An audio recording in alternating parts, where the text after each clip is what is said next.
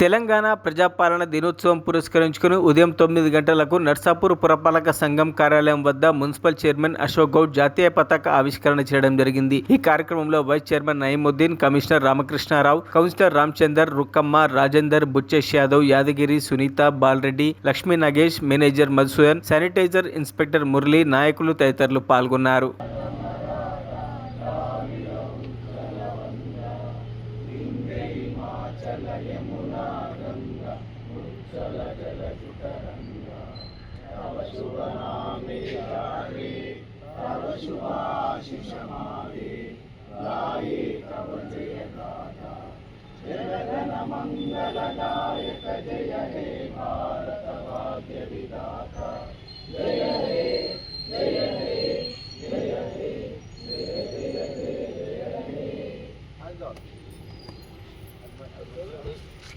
మరిన్ని అప్డేట్స్ కోసం మా ఛానల్ని సబ్స్క్రైబ్ చేయండి.